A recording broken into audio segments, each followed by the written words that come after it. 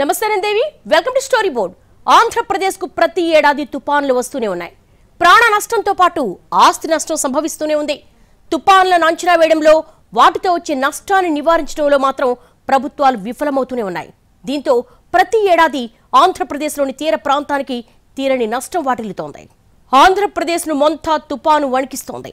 పలు ప్రాంతాల్లో అలల ఉధృతికి తీరం కోతకు గురైంది. రాష్ట్రానికి ప్రతి ఏడాది 3-4 భారీ తుపాన్లు వస్తున్నాయి. ఎన్నో తుపాన్లు తీవ్ర నష్టాన్ని మిగిల్చాయి. అయితే దివిసీమ ఉప్పెనలో 14,000 మందికి పైగా ప్రాణాలు కోల్పోయారు. 48 ఏళ్ల క్రితం వచ్చిన కాళరాత్రిని తలుచుకుంటే బాధితులు వణికిపోతున్నారు. మొంతా తీవ్ర తుఫాన్ ప్రభావంతో తీరంలో రాకాసి అలలు ఎగసిపడుతున్నాయి. అలల ఉధృతికి పలు జిల్లాల్లో సముద్ర తీరం కొంత భాగం కోతకు గురైంది. ముందు జాగ్రత్త చర్యగా ఇప్పటికే అధికారులు బీచ్లను మూసివేశారు. పర్యాటకులను నిన్నటి నుంచే పోలీసులు అనుమతించడం లేదు. ఇప్పుడు పర్యాటకులతో కళకళ్లాడే సముద్ర తీరాల్లో నిశ్శబ్ద వాతావరణం నెలకొంది. వాతావరణ శాఖ పలు జిల్లాలకు ఫ్లాష్ ఫ్లడ్ హెచ్చరికలు జారీ చేసింది. గుంటూరు, కృష్ణా, తూర్పుగోదావరి, పశ్చిమ గోదావరి, నెల్లూరు, శ్రీకాకుళం, విశాఖ, విజయనగరం జిల్లాలతో పాటు తెలంగాణలోని భద్రాద్రి కొత్తగూడెం, ఖమ్మం జిల్లాల్లో, ఒడిశాలోని గజపతి, గంజాం జిల్లాల్లో ఆకస్మిక వరదలు సంభవించే అవకాశం ఉందని తెలిపింది. మొంతా తీవ్ర తుఫాన్ కారణంగా రాష్ట్రంలో పలు చోట్ల అతి భారీ వర్షాలు కురుస్తున్నాయి. కొన్ని ప్రాంతాల్లో ఆకస్మిక వరదలు, మరికొన్ని చోట్ల కొండ చర్యలు విరిగిపడే అవకాశం ఉందని వాతావరణ శాఖ హెచ్చరించింది. మత్స్యకారులు వేటకు వెళ్లొద్దని సూచించింది. కాకినాడలో 10వ నంబర్, విశాఖ, గంగవరంలో 9వ నంబర్, మచిలీపట్నం, కృష్ణపట్నం, నిజాంపట్నంలో ప్రమాద హెచ్చరికలు జారీ చేశారు. భారీ వర్షాలు కురుస్తుండటంతో పలు జిల్లాల్లో రాకపోకలకు అంతరాయం ఏర్పడుతోంది. Indian naval hydrographic office survey of India 1970 data ప్రకారం దేశంలోని 9 రాష్ట్రాలు, 4 కేంద్రపాలిత ప్రాంతాల సముద్ర తీరం పొడవు 11,098.81 కిలోమీటర్లు. గుజరాత్ 1,214 కిలోమీటర్ల తీర ప్రాంతంతో మొదటి స్థానంలో ఉంది.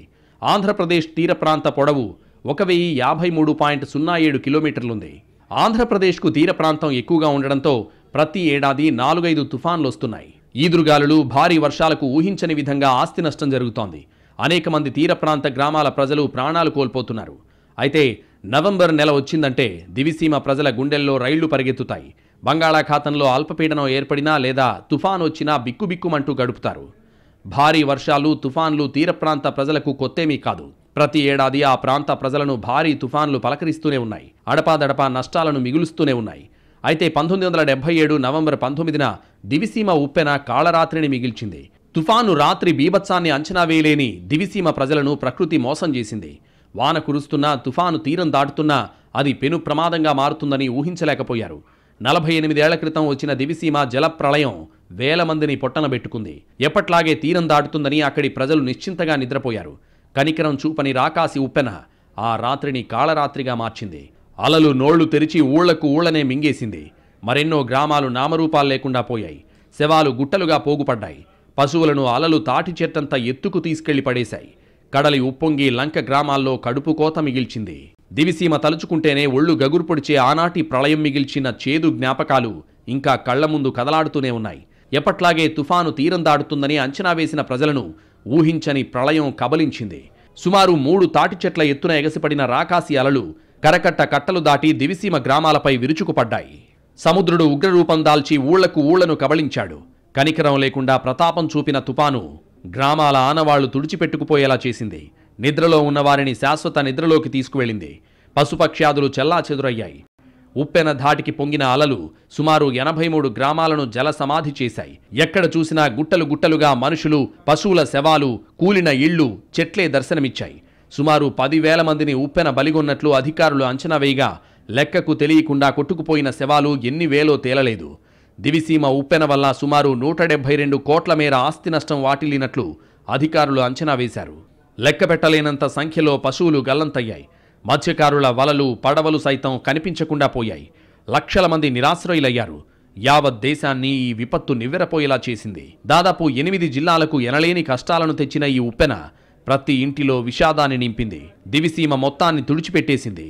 ఇక జననష్టం గురించి చెప్పడానికి ఎవ్వరికీ మాటలు రావు. పేగు తెంచుకు పుట్టిన బిడ్డలు, ఎక్కడున్నారో తెలియని తల్లులు, కన్నవారు ఏమయ్యారో అని బిక్కుబిక్కుమంటూ ఏడ్చే పిల్లలు, తమ వాళ్లు ప్రాణాలతో దక్కుతారో లేక ఏ చెట్టుపైనో శవమై కనిపిస్తారేమో అని బతికున్న వాళ్లంతా కన్నీటితోనే తమ వారి కోసం వెతికారు. చుట్టూ నీళ్లున్నా తాగేందుకు గుక్కెడు నీళ్లు లేక, తినేందుకు పట్టెడన్నం దొరక్క 2 రోజుల పాటు శవాల మధ్యనే కాలం గడిపిన వాళ్లు చాలామందే ఉన్నారు. నాటి జల విలయం తాలూకు జ్ఞాపకాలు ఇప్పటికీ వారి గుండెల్లో కన్నీటి వర్షాన్ని కురిపిస్తూనే ఉన్నాయి. ఆనాటి దివిసీమ దెబ్బకు ఇప్పటికీ భయంతో హడలిపోయేవాళ్లున్నారు. ఆకాశంలో మబ్బు పట్టినా, తుఫాను వార్త విన్నా వెంటనే పునరావాస కేంద్రాలకు తరలిపోతున్నారు. దివిసీమ ఉప్పెన వచ్చి 45 ఏళ్లైంది. అయినా నాటి చేదు జ్ఞాపకాలు ప్రజల్ని వెంటాడుతూనే ఉన్నాయి. దివిసీమలో ఎవర్ని కదిలించినా ఆ విషాద ఛాయల గురించి కళ్లకు కట్టినట్టు చెబుతారు. ఉప్పెన దివిసీమలో అంతటి విషాదాన్ని మిగిల్చింది. ఆ కాళరాత్రిని తలుచుకుంటే ఇప్పటికీ దివిసీమ ప్రజలకు వెన్నులో వణుకు పుడుతుంది. దివిసీమ తర్వాత ఎన్నో తుఫాన్లు రాష్ట్ర ప్రజలకు కంటి మీద కునుకు లేకుండా చేశాయి. 1990లో వచ్చిన తుఫాను బీభత్సం సృష్టించింది. 14 జిల్లాల్లో దాదాపు 900 మంది ప్రాణాలు కోల్పోయారు. 2137 కోట్లకు పైగా ఆస్తి నష్టం సంభవించింది. 1996లో వచ్చిన తుఫాను 4 జిల్లాలను వణికించింది. దాదాపు 1100 మంది మృత్యువాత పడ్డారు. 6129 కోట్ల ఆస్తి నష్టం జరిగింది. అంతకుముందు 1979లో తుఫాను హరికేన్ గాలులు బీభత్సం సృష్టించాయి. భారీ వర్షాలు, వరదలకు 242 కోట్ల ఆస్తి నష్టం జరిగింది. 1987లో వచ్చిన తుఫానుకు 119 మంది మరణించారు. 10,000 ఇళ్లు దెబ్బతిన్నాయి. 126 కోట్ల ఆస్తి నష్టం జరిగింది. ఆంధ్రప్రదేశ్కు తుపాన్లు, వరదలు కొత్తేమీ కాదు. అడపాదడపా కోస్తా ప్రాంతాలను వరదలు ముంచెత్తుతాయి. తుపాన్లు ఎన్నో కడగళ్లను మిగులుస్తున్నాయి. ఆస్తి నష్టం, ప్రాణ నష్టం జరుగుతూనే ఉంది. అయినా సరే ఇప్పటికీ వరదలపై ముందస్తు హెచ్చరికల జారీలో మన వాతావరణ శాఖ వెనుకబడే ఉంది. ఏటా భారీగా ఆస్తి నష్టం, ప్రాణ నష్టం తప్పడం లేదు. ఏటా ప్రకృతి విపత్తుల్లో భారీ నష్టం తప్పడం లేదు. చిన్నపాటి అప్రమత్తతతో భారీ నష్టాన్ని తగ్గించే వీలున్నా మన దగ్గర వ్యవస్థలు నిద్రమత్తులో జోగుతున్నాయి. వరదొస్తే మునగదా, కొండచర్యలు విరిగిపడితే చావరా అనే ధోరణి కనిపిస్తోంది. ప్రకృతి విపత్తుల్ని చాలా మామూలుగా తీసుకుంటున్నారు. మానవ తప్పిదాలు, వ్యవస్థల నిర్లక్ష్యం కారణంగానే భారీగా ప్రాణ నష్టం, ఆస్తి నష్టం జరుగుతోందనే స్పృహ కొరవడుతోంది. విపత్తుల విషయంలో 2 దశలుంటాయి. మొదటి దశలో ముందస్తు అంచనా కీలకం. సరే, ఏ కారణంతో అయినా సరైన అంచనాలు వేయలేకపోయినా కనీసం విపత్తు నిర్వహణ అయినా సరిగా ఉంటే నష్టాన్ని భారీగా తగ్గించొచ్చు. కానీ దేశంలో అంచనాలు, విపత్తు నిర్వహణ 2 దశల్లోనూ వైఫల్యమే కనిపిస్తోంది. విపత్తు నిర్వహణలో సంసిద్ధత అనేది చాలా కీలకం. ఇందులో ప్రభుత్వాలు, వ్యక్తులు విపత్తు పరిస్థితులకు సత్వరమే స్పందించడానికి అనుగుణంగా చర్యలుంటాయి. ముందస్తుగా తగిన ప్రణాళికలు వేయడం, చట్టబద్ధమైన సంస్థల ఏర్పాటు, తగిన హెచ్చరిక వ్యవస్థలు సిద్ధం చేయడం, వాటి నిర్వహణ, వ్యక్తులకు శిక్షణ వంటివన్నీ ఉంటాయి.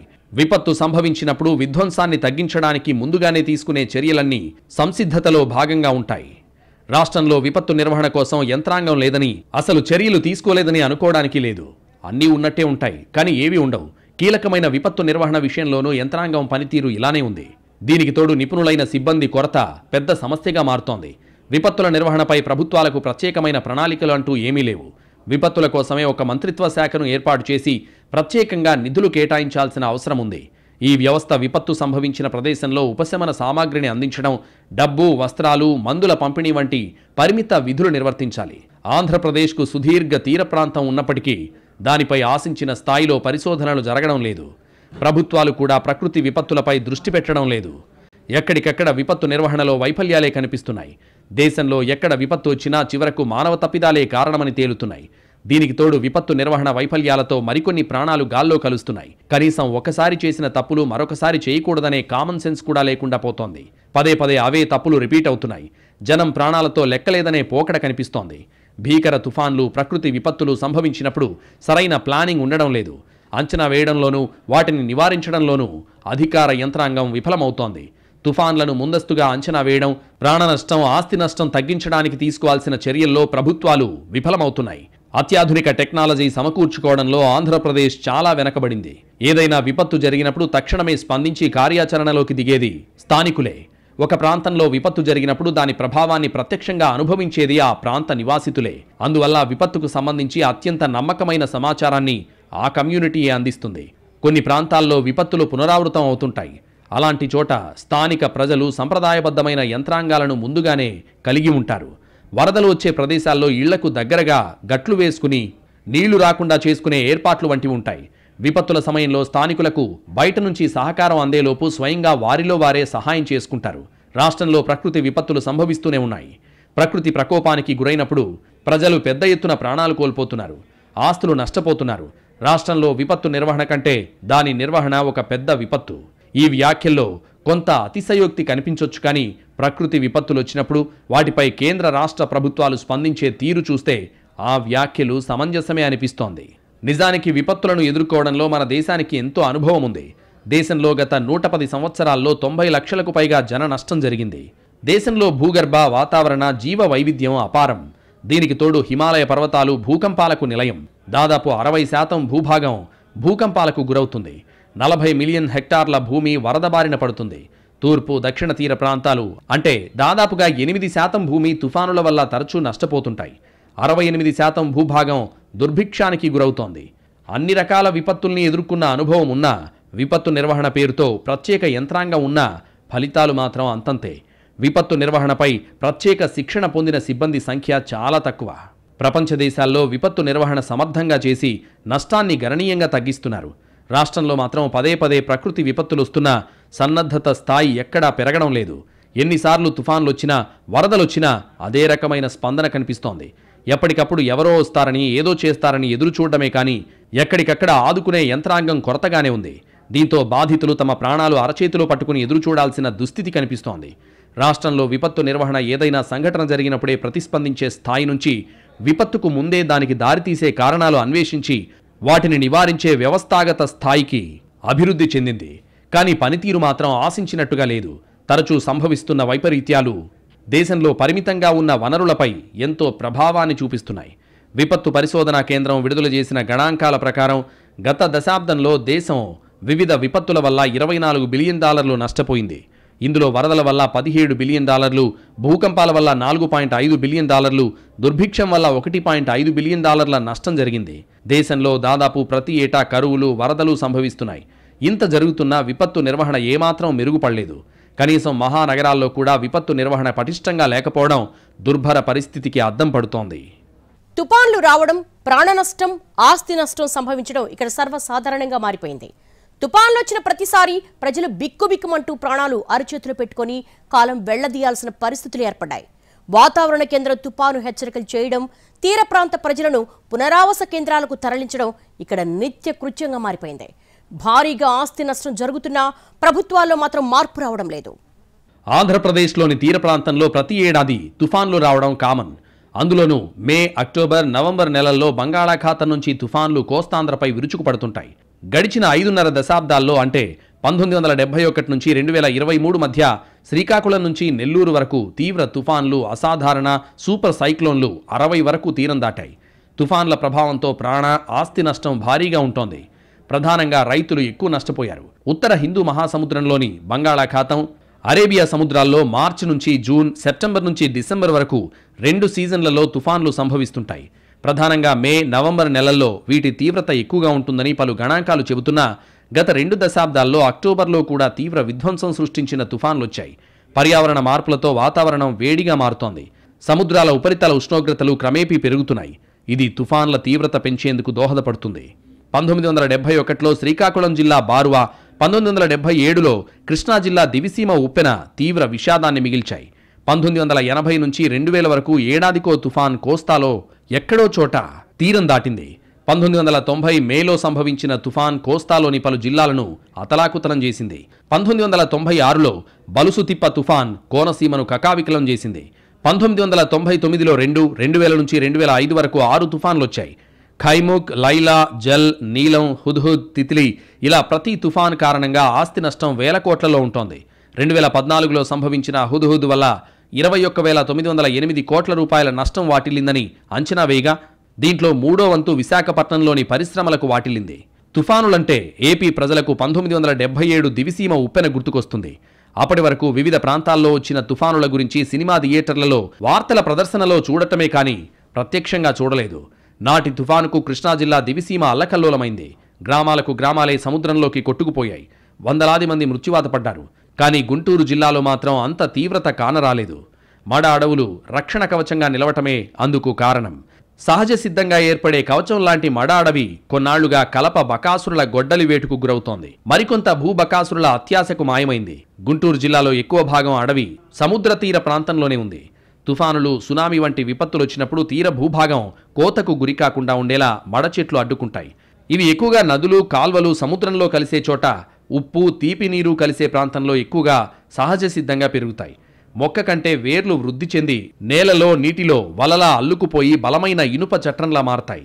దీని ద్వారా అలలు, తుఫాను, సునామీలను అడ్డుకుంటాయి. మొక్కల పైభాగాన్ని వివిధ రకాల పక్షులు ఆవాసం ఏర్పాటు చేసుకోవడం వల్ల చేపలు, రొయ్యలు వాటి రెట్టను ఆహారం తీసుకునేందుకు మొక్కల కిందికి చేరుతాయి. అలల నుంచి రక్షణ ఉండడంతో అక్కడే గుడ్లు పెడతాయి. దీనివల్ల మత్స్య సంపద వృద్ధి చెందుతుంది. మడ అభివృద్ధి కోసం ప్రభుత్వం గడిచిన 10 ఏళ్లలో దాదాపు 10 కోట్ల రూపాయలతో మొక్కల పెంపకం చేపట్టినా అధికారుల అలసత్వం, నిర్లక్ష్యం కారణంగా లక్ష్యానికి చేరువ కాలేదని స్థానికులే చెబుతున్నారు.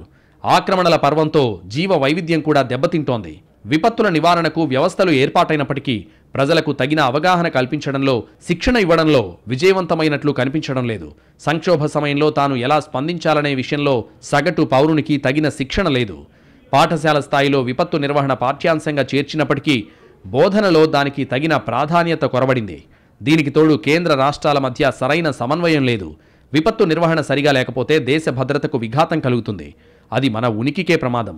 విభేదాలు పక్కనబెట్టి సంఘటితంగా స్పందించినప్పుడే విపత్తు నివారణ, విపత్తు సంభవిస్తే ఉపశమన చర్యలు, సకాలంలో సహాయం, పునరావాసం వీలవుతుంది. లేకపోతే ఎన్నాళ్లైనా ఇలా భారీగా ఆస్తి, ప్రాణ నష్టాలు తప్పదని నిపుణులు హెచ్చరిస్తున్నారు. విపత్తు నిర్వహణ యంత్రాంగంలో పనిచేసే ఉద్యోగులకు తగిన తర్ఫీదునిచ్చి ప్రావీణ్యాన్ని మెరుగుపరచడానికి నిధులు సమకూర్చారు. అగ్నిమాపక సేవల పునరుద్ధరణ, పౌర రక్షణ పునరుద్ధరణకు పెద్దపీట వేశారు. కానీ ఇవన్నీ సాధారణ సమయాల్లో గొప్పగా కనిపిస్తాయి.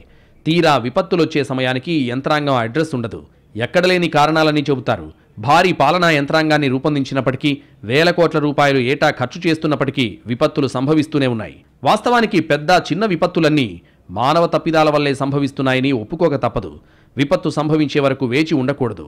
ముందుగానే తగు జాగ్రత్త చర్యలు తీసుకుంటే ఎన్నో విలువైన ప్రాణాలను, ఆస్తిని కాపాడొచ్చు. వాస్తవానికి చికిత్స కంటే నివారణ వ్యయమే తక్కువ.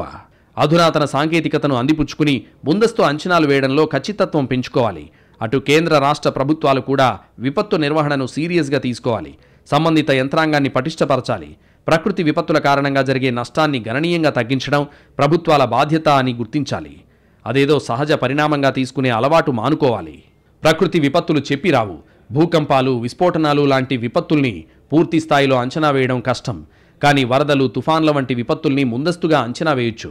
అంచనాల్లో విఫలమైనా కనీసం విపత్తు నిర్వహణతో డ్యామేజ్ కంట్రోల్ చేయొచ్చు. విపత్తు నిర్వహణ ఎలా చేయాలో ఏమిటో కమిటీలు వేసుకుని మరీ విధి విధానాలు రూపొందించుకున్నాం. కానీ ఆచరణ మాత్రం శూన్యంగా ఉంది. ఇప్పటికైనా ప్రభుత్వాలు మేల్కొని ప్రాణ నష్టం, ఆస్తి నష్టం నివారణపై దృష్టి సారించాల్సిన అవసరం ఉంది.